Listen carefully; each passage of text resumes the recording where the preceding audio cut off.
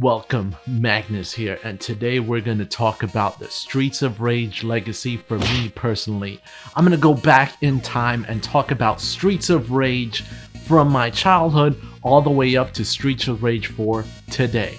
If you like nostalgic content specifically towards gaming and you want to stay up to date with my latest videos about remakes and nostalgic games that come back to life, then definitely consider subscribing. So let's get right into this video. Now, Streets of Rage 4 recently came out. It wasn't too long ago that game came out, and it was well received, thankfully. That game feels pretty much as nostalgic as it possibly could because there were a lot of new features that were nice to add in, but it kept it feeling real enough to the legacy of the series. And I'm going to walk you back to the first time I played each of the games, starting with the original Streets of Rage.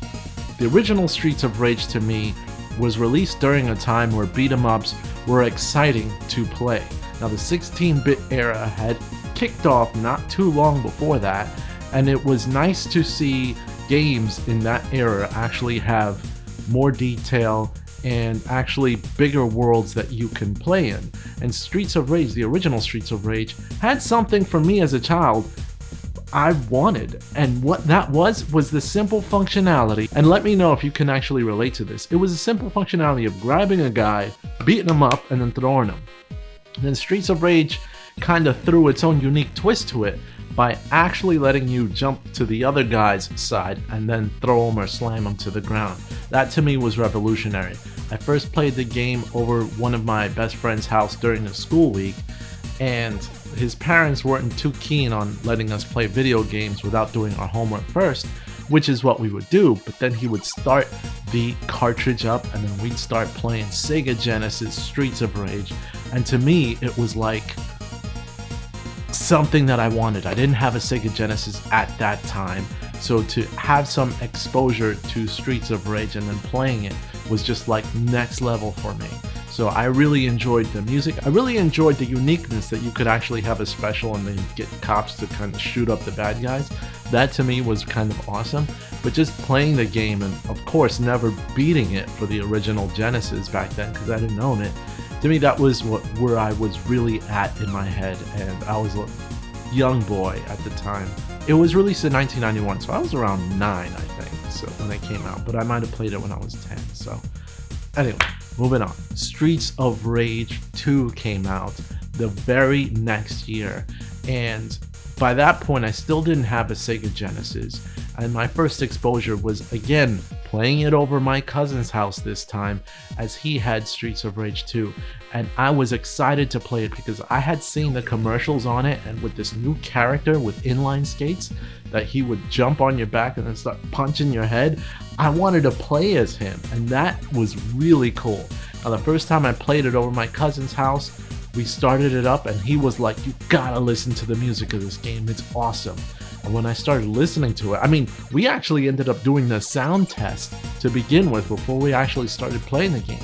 But then when we got on it, the characters were like huge compared to the first game. So the whole thing seemed fresh, and the levels just had a lot more creativity, like motorcycle enemies and just things in the foreground and the background. It was a lot more exciting to play, and of course, having the new moves was awesome. But I wondered why they took away the ability to use those screen clearing specials, because that's what I really liked.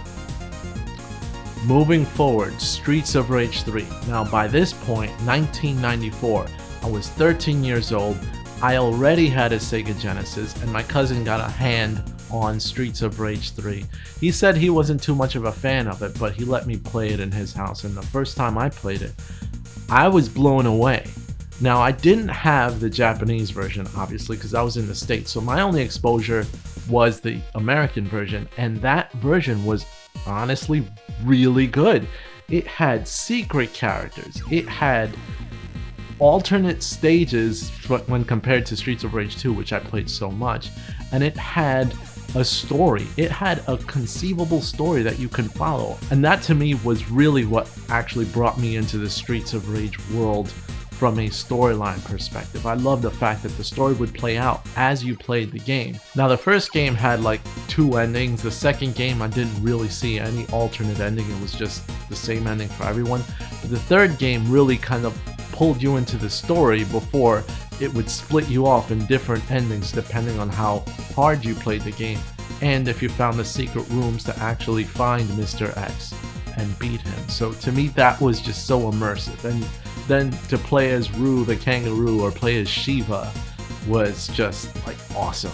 Now I know there's Ash for the Japanese version. To this day I still haven't played the Japanese version, unfortunately, but I will. I have to. But in all, that was my mentality. My mentality back then was just, this game is awesome. However, it's not as well received from the fans today as Streets of Rage 2 was, and I could understand that. There was a huge jump in difference between the first and the second one. The second and the third one, it had weird music, like different type of music, and there weren't enough differences for a lot of people to really separate the third from the second. But my particular opinion, I thought it did an excellent job. However, at that point, the beat 'em up genre started to become old, and the popularity of, for example, Street Fighter and Mortal Kombat, and even some games in 3D was really started to take precedence, like Virtual Fighter was already out by that point. And now, Streets of Rage 4. I was, what, 10? 11, 13 when Streets of Rage series came out, and now I'm in my late 30s playing Streets of Rage 4. And my first exposure was actually, I bought the game off Steam, I hooked up my laptop to my 65-inch television, and I was like, I gotta play this big screen. Grabbed my controller, and oh my goodness, it felt that the most important thing to me was, obviously the graphics had to be updated, but I needed to feel like this was a Streets of Rage game. So I started as Axel, and I just jumped in, and I'm like, familiar characters from the other games that you can pretty much know how they play, but they had new fighters. That the actual fighters that you used felt actually like real. It felt like nostalgic. It felt like it should. It controlled properly, which I was super happy with. And the fact that the story actually branched and had like different segues into the next level, just like Streets of Rage 3 did, I loved it, because that's what I liked. This game also had secret characters, just what I loved about Streets of Rage 3. This game has like leaderboards and stuff, that's something new.